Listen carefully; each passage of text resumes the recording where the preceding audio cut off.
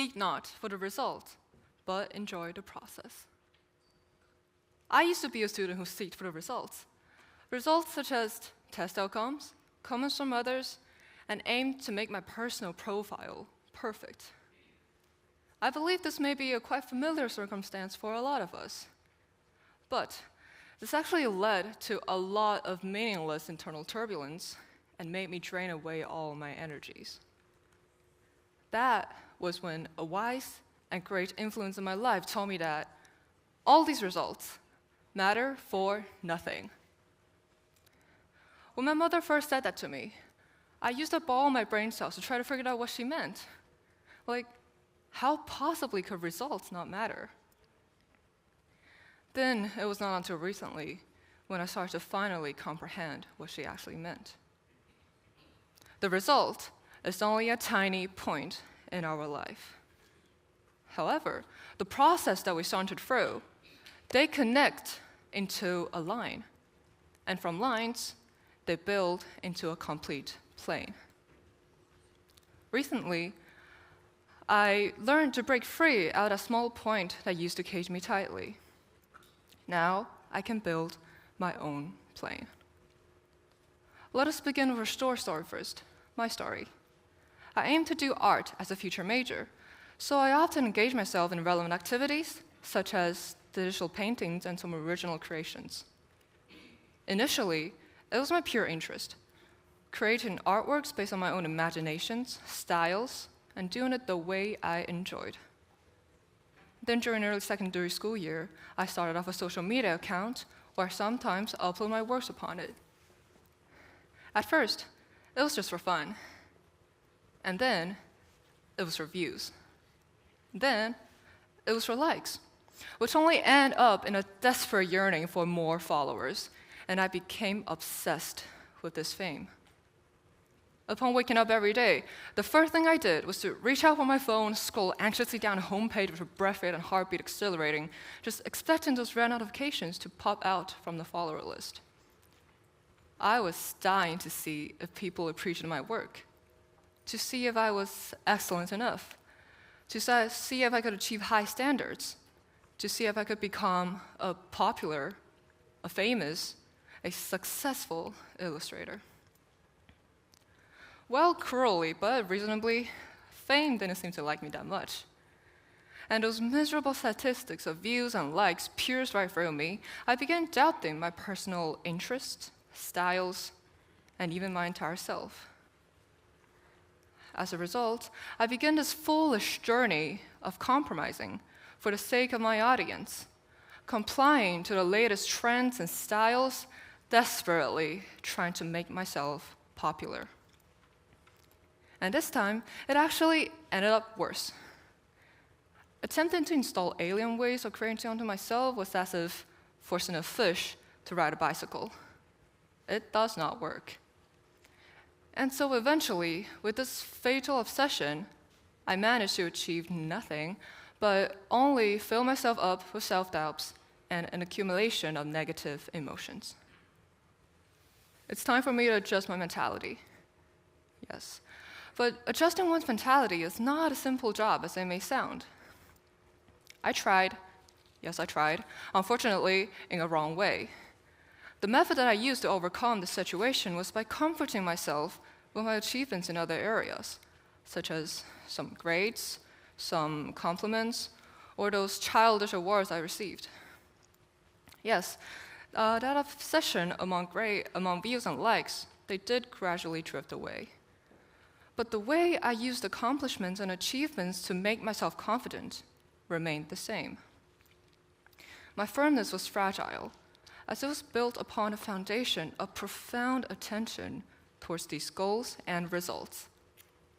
And this foundation is as rickety as it could be. Now this sounds perplexing, right? Some may wonder, aren't our lives composed up by these goals we seek for and the results we accomplish?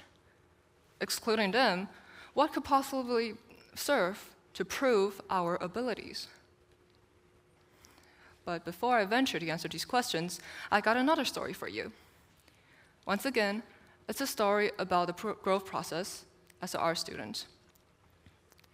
I love art deeply, and I have been painting for as long as I can remember. Now, as a child, when I draw, when I paint, when I'm doing art, the only one thing I care about is the process of drawing itself, about immersing myself into the realm of colors, stepping on into the adventures of endless imaginations. I was completely satisfied without any need from anyone to tell me that you are good at this. Kids can live in their little universes with no need to ask for permission from others. But I am no longer a kid. And growing up means a lot. The shift of mentality that comes together with an increased availability to a vast diversity of new information brought countless turmoil into this mind. The world presented right in front of me, mercilessly, more and more people, more talented, more skilled, more matured, more profound than I thought I was. As if the universe was whispering to me, "Time to wake up, my little daydreamer." But I refused to wake up. I refused to embrace this reality at first. If one couldn't stand out evidently and prove their accomplishments to the outside world, then what is the point of struggling so hard if your struggles cannot be seen? If I contributed my best efforts with nothing in return, am I not a fool? Now, this is not just my story. It's a story for everyone. No matter if you're doing sports, working on academic competitions, the way the external world evaluates us seems to be the only way we can prove our abilities. Because living as a group in a part of the society, we will inevitably aspire to prove our values, to achieve common goals, to win this label called success.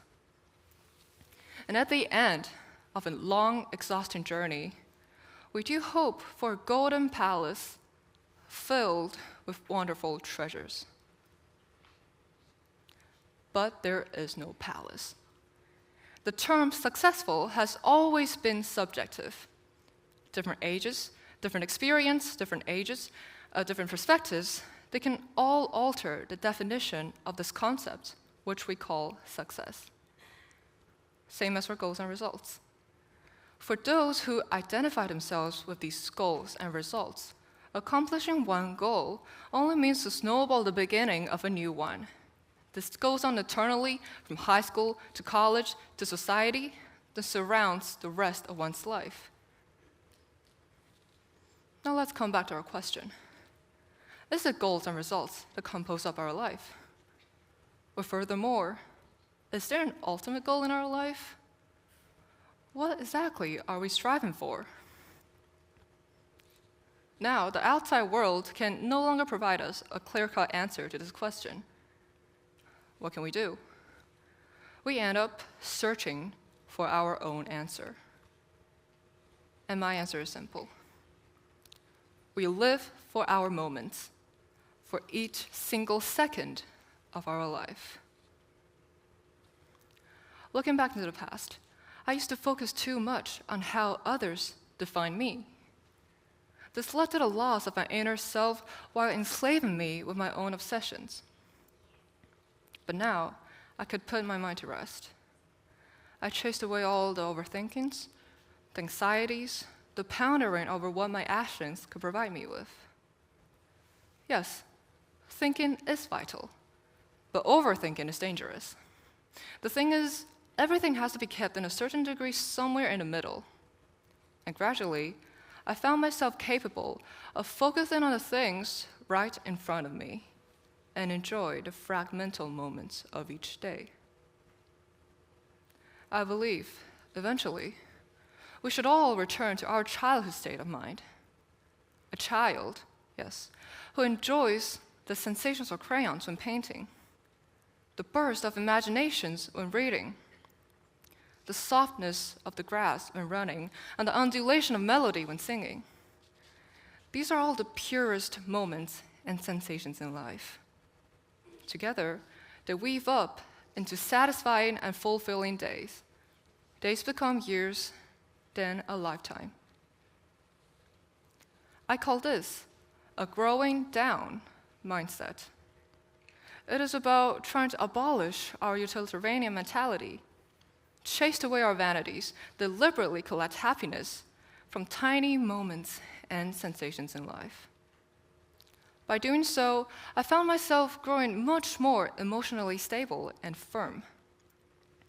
Because abandoning these obsessions over goals and results surfaced another award: the filtration over those vociferous external expectations. These expectations don't necessarily match with who we really are. Instead, they only perturb our process of recognizing a true self.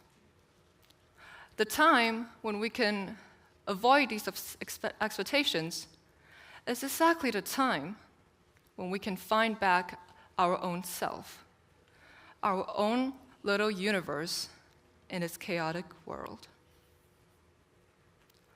Fulfilled and rejoiced. I now call this my success of life. Because we can encounter so many colorful, fascinating possibilities in life. The so-called success defined by the secular world has no right to chain us. So instead of gazing at that one single point, I think we should all try to connect thousands of them into a straight line, and from lines into a complete plane in which we call it life.